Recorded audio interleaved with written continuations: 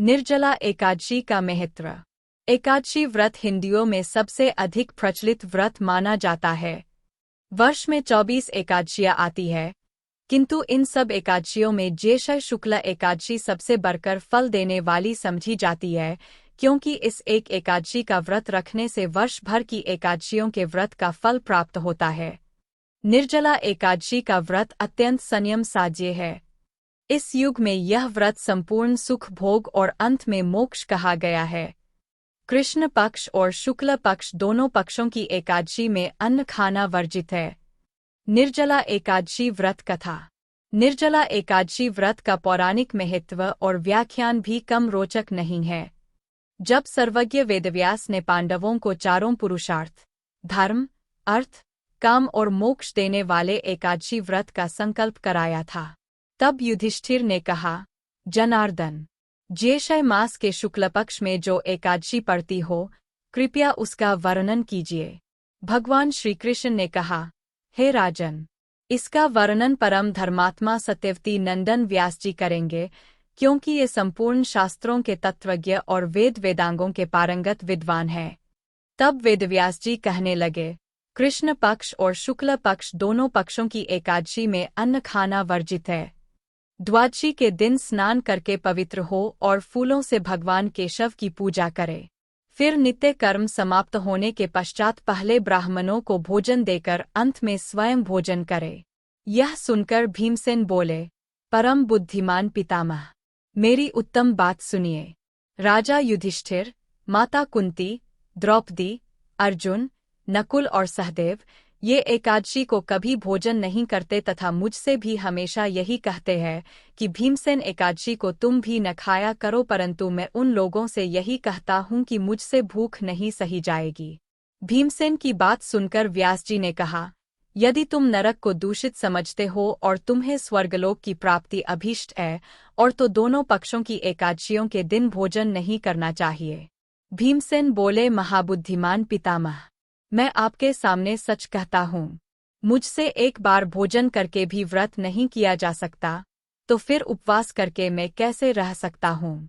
मेरे उदर में वृक नामक अग्नि सदा प्रज्वलित रहती है, अत जब मैं बहुत अधिक खाता हूँ तभी यह शांत होती है। इसलिए महामुनि, मैं पूरे वर्षभर में केवल एक ही उपवास कर सकता हूँ, जिससे स्वर्ग की प्राप्ति सुलभ हो तथा जिसके करने से मैं कल्याण का भागी हो सकूं। ऐसा कोई एक व्रत निश्चय करके बताइए, मैं उसका यथोचित रूप से पालन करूंगा।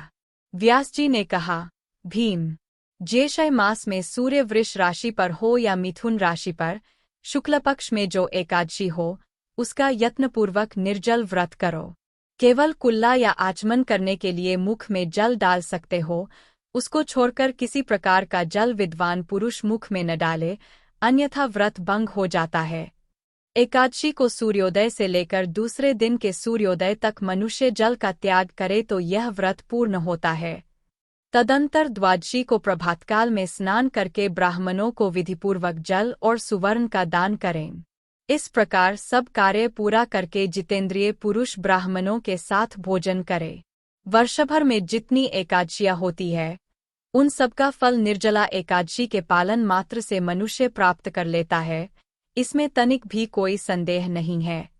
शंख, चक्र और गदा धारण करने वाले भगवान केशव ने मुझसे कहा था कि यदि मानव सबको छोड़कर एकमात्र मेरी शरण में आ जाए और एकादशी को निराहार रहे तो वह सब पापों से छूट जाता है। एकादशी व्रत करने वाले पुरुष के पास विशालकाय, विकराल आकृति और काले रंग वाले दंड पाशधारी भयंकर यमदूत नहीं जाते। अंतकाल में पीतांबरधारी, सौम्य स्वभाव वाले, हाथ में सुदर्शन धारण करने वाले और मन के समान वेगशाली विष्णुदूत आखिर इस वैष्णव पुरुष को भगवान विष्णु के धाम में ले जाते हैं। अत निर्जला एकादशी को पूर्ण यत्न करके उपवास और श्रीहरि का पूजन करो। स्त्री हो या पुरुष, यदि उसने मेरु पर्वत के बराबर भी महान पाप किया हो तो वह सब इस एकादशी व्रत के प्रभाव से भस्म हो जाता है। जो मनुष्य उस दिन जल के नियम का पालन करता है, वह पुण्य का भागी होता है। उसे एक एक प्रहर में कोटि कोटि स्वर्ण मुद्रा दान करने का फल प्राप्त होता सुना गया है। मनुष्य निर्जला एकादशी के दिन स्नान, दान, जप, होम आदि जो कुछ भी करता है वह सब अक्षय होता है, यह भगवान श्री कृष्ण का कथन है। निर्जला एकादशी को विधिपूर्वक उत्तम रीति से उपवास करके मानव वैष्णव पद को प्राप्त कर लेता है। जो मनुष्य एकादशी के दिन अन्न खाता है वह पाप का भोजन करता है। इस लोक में वह चांडाल के समान है और मरने पर दुर्गति को प्राप्त होता है। जो ज्येष्ठ के शुक्ल पक्ष में एकादशी को उपवास करके दान करेंगे वे परम पद को प्राप्त होंगे। जिन्होंने एकादशी को उपवास किया है वे ब्रह्महत्यारे, शराबी, चोर तथा गुरुद्रोही होने पर भी सब पातकों से मुक्त हो जाते हैं। कुंतीनंदन। निर्जला एकादशी के दिन श्रद्धालु स्त्री पुरुषों के लिए जो विशेष दान और कर्तव्य विहित है उन्हें सुनो। उस दिन जल में शयन करने वाले भगवान विष्णु का पूजन और जलमयी धेनु का दान करना चाहिए अथवा प्रत्यक्ष धेनु या घृतमयी धेनु का दान उचित है। पर्याप्त दक्षिणा और भांति भांति के मिष्ठानों द्वारा यत्नपूर्वक ब्राह्मणों को संतुष्ट करना चाहिए। ऐसा करने से ब्राह्मण अवश्य संतुष्ट होते हैं और उनके संतुष्ट होने पर श्रीहरि मोक्ष प्रदान करते हैं। जिन्होंने शम, दम और दान में प्रवृत्त हो श्रीहरि की पूजा और रात्रि में जागरण करते हुए इस निर्जला एकादशी का व्रत किया है, उन्होंने अपने साथ ही बीती हुई 100 पीढ़ियों को और आने वाली 100 पीढ़ियों को भगवान वासुदेव के परम धाम में पहुंचा दिया है। निर्जला एकादशी के दिन अन्न, वस्त्र, गौ, जल, श्रीजया, सुंदर आसन, कमंडलू तथा छाता दान करने चाहिए। जो श्रेष्ठ तथा सुपात्र ब्राह्मण को जूता दान करता है वह सोने के विमान पर बैठकर स्वर्गलोक में प्रतिष्ठित होता है। जो इस एकादशी की महिमा को भक्तिपूर्वक सुनता अथवा उसका वर्णन करता है वह स्वर्गलोक में जाता है। चतुर्दशी युक्त अमावस्या को सूर्य ग्रहण के समय श्राद्ध करके मनुष्य जिस फल को प्राप्त करता है वही फल इसके श्रवण से भी प्राप्त होता है।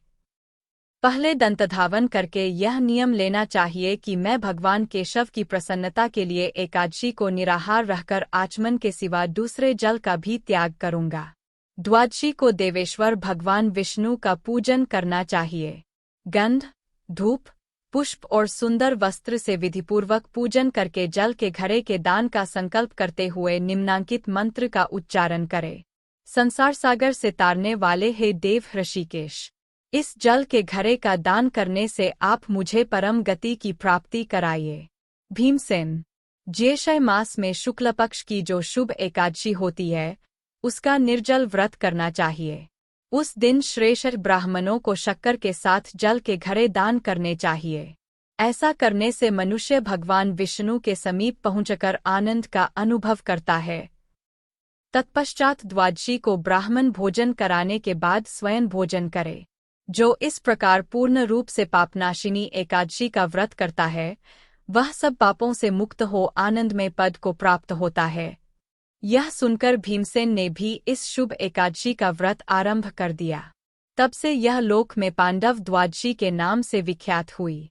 ज्येष्ठ शुक्ल पक्ष एकादशी के ही दिन